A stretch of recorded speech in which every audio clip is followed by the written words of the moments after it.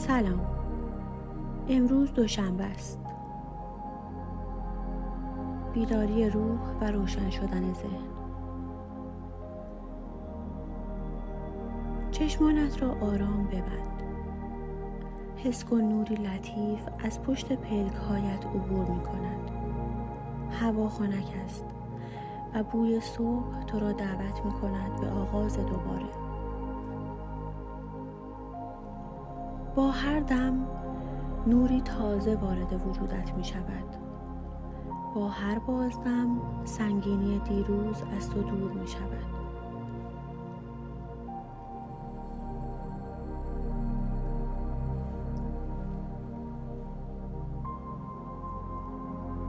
امروز روز بیداری است.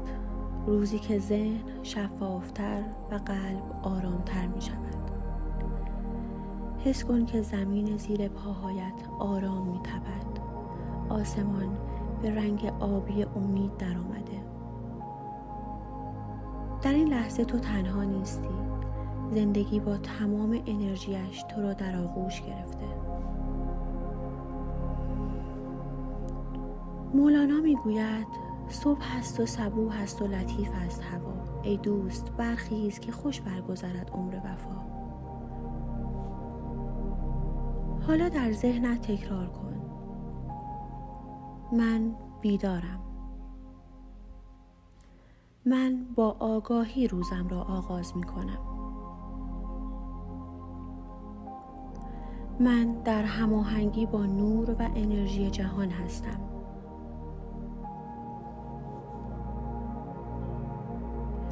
حس کن قلبت آرامتر می تپد، ذهنت بازتر می شود و نوری گرم از درون به بیرون می تابد.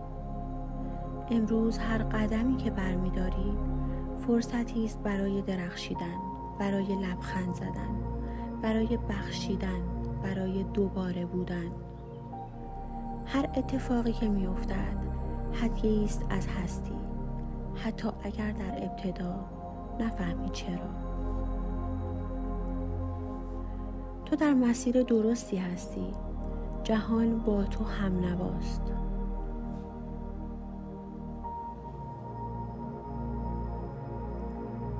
لبخند بزن به خودت، به امروز، به زندگی.